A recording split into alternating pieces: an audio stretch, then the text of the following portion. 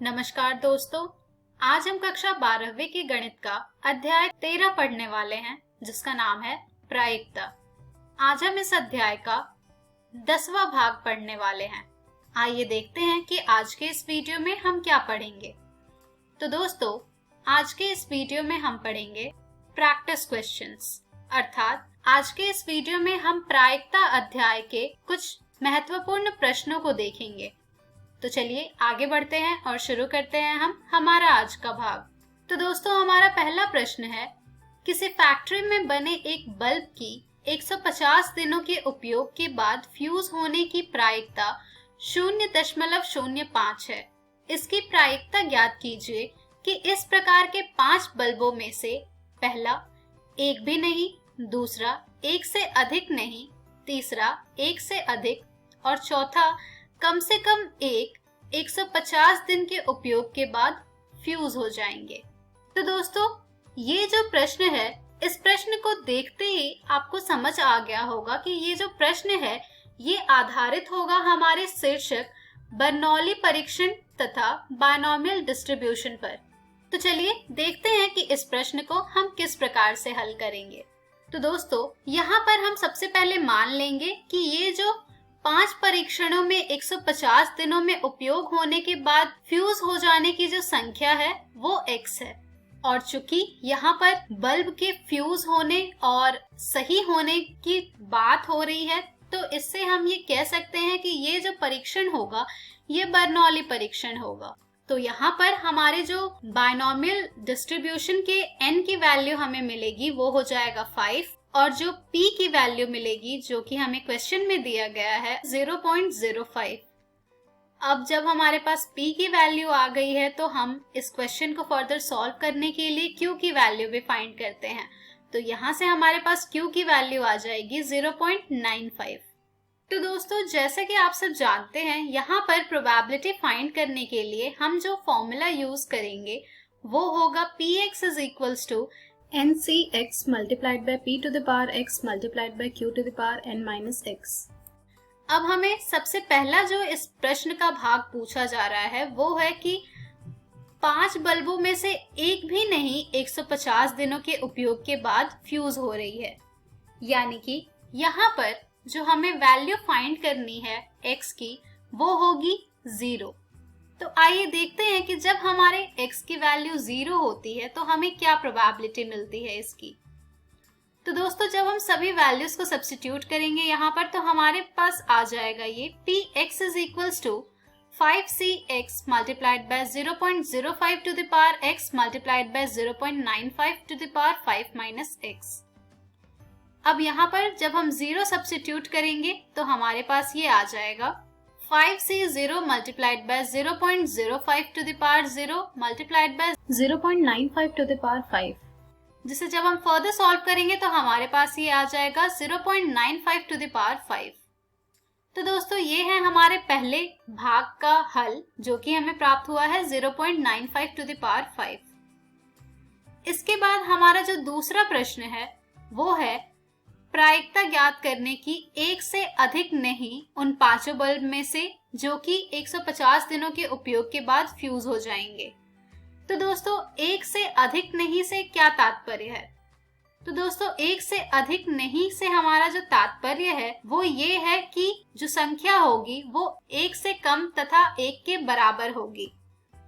तो चलिए इसकी प्रायिकता हम ज्ञात करते हैं। तो दोस्तों, एक से अधिक नहीं की प्रायिकता हम ज्ञात करेंगे जब हम px बराबर 0 तथा px बराबर 1 की जो प्रायिकता है उसे जोड़ेंगे तब, क्योंकि यहाँ पर हमें कहा जा रहा है कि एक से अधिक नहीं, यानी कि यहाँ पर जो हम प्रायिकता लेंगे वो हमारा 0 तथा 1 की प्रायिकता का योग होगा। तो जब हम यहाँ पर इनकी वैल्यूज को सब्स्टिट्यूट करेंगे तो हमें ये मिल जाएगा 5c0 multiplied by 0.05 to the power 0 multiplied by 0.95 to the power 5 plus 5c1 multiplied by 0.05 to the power 1 multiplied by 0.95 to the power 4, जिसे जब हम फर्दर सॉल्व करते हैं तो हमारे पास ये आ जाता है 1 multiplied by 0.95 to the power 5 plus 5 multiplied by 0.95 to the power 4 multiplied by 0.05।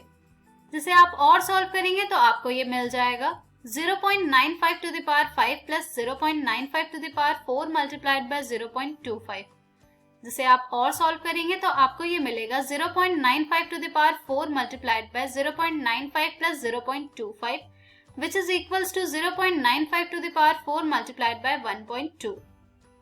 तो दोस्तों ये आपको प्रायिकता प्राप्त हुई है एक से अधिक नहीं उन 5 बल्बों में से 150 दिन में उपयोग के बाद फ्यूज हो जाने की प्रायिकता।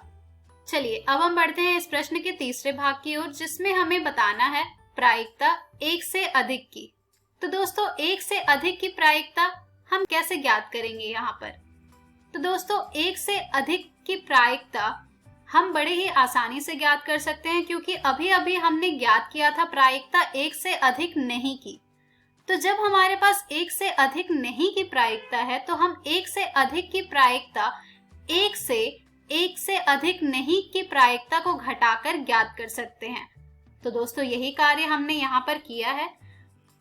एक से अधिक नहीं की प्रायिकता हमें प्राप्त हुई थी 0.95 to the power 4 multiplied by 1.2, जिसे कि जब हम एक से सब्ट्रैक्ट करेंगे तो हमें ये मिलेगा 1 minus 0.95 to the power 4 multiplied by 1.2।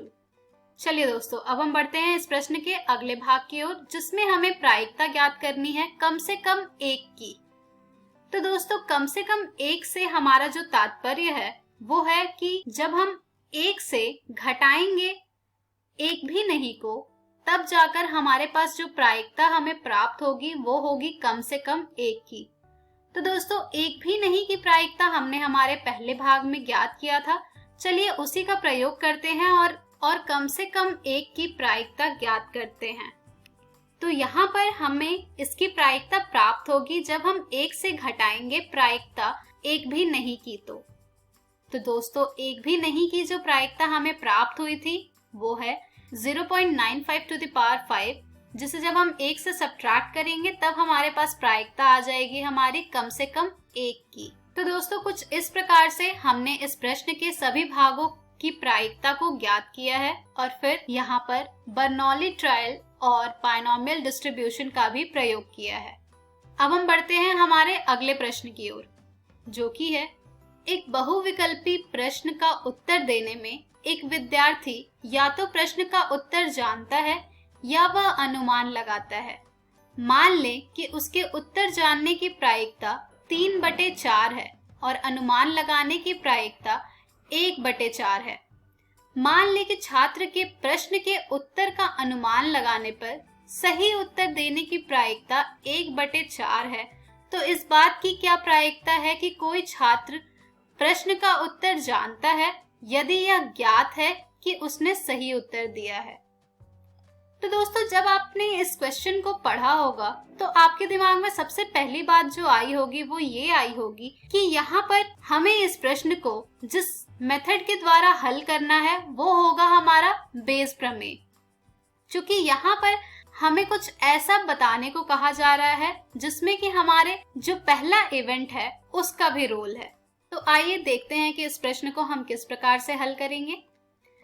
यहाँ पर हमें सबसे पहले हमारे इवेंट्स को कुछ मानना होता है। तो यहाँ पर हमने माना है कि जो इवन है वो है कि जो छात्र है वो उस प्रश्न का उत्तर जानता है, और जो इवेंट E2 है वो ये है कि वो उस प्रश्न का अनुमान लगाता है, और जो यहाँ पर हमारा A है वो ये है कि उसने सही उत्तर दिया है।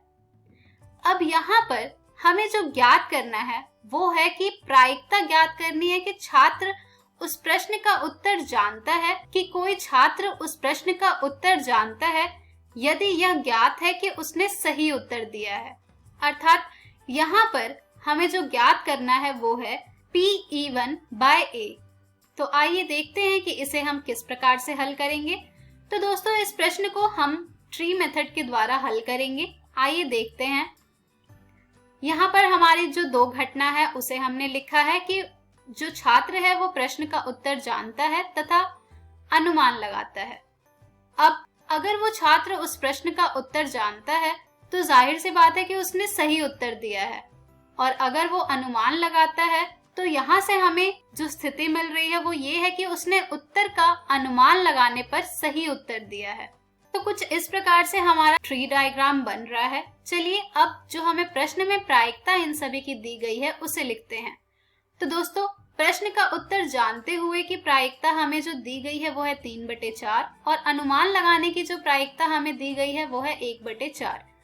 अब जब उस छात्र ने सही उत्तर दिया है तब जबकि वो उस प्रश्न का उत्तर जानता था तो जाहिर सी बात है कि इसकी प्रायिकता हो जाएगी आपकी 1 और अगर वो अनुमान लगाने पर सही उत्तर देता है तो उसकी प्रायिकता हमें इस प्रश्न में दी गई है 1/4।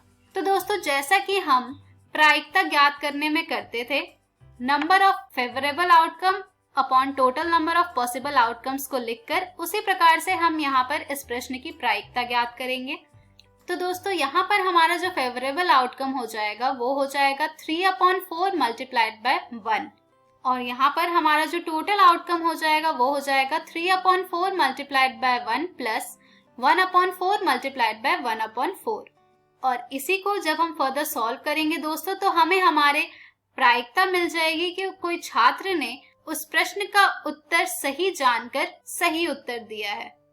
तो यहाँ पर जब हमने इसे प्राय हल किया तो हमें इसकी प्रायिकता प्राप्त हो रही है 12/13। तो दोस्तों कुछ इस प्रकार से हम प्रश्नों को हल करते हैं। अब आइए देखते हैं कि बेस प्रमेय का प्रयोग करके हम इसे किस प्रकार से लिखेंगे।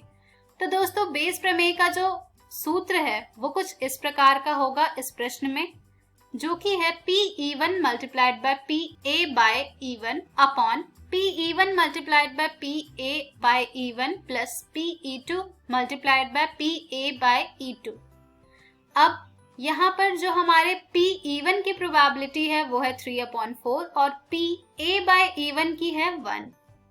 इसी प्रकार से Pe2 की प्रोबेबिलिटी हमें जो दी गई है वो है 1/4 और Pa बाय E2 की प्रोबेबिलिटी हमें इस क्वेश्चन में दी गई है 1/4।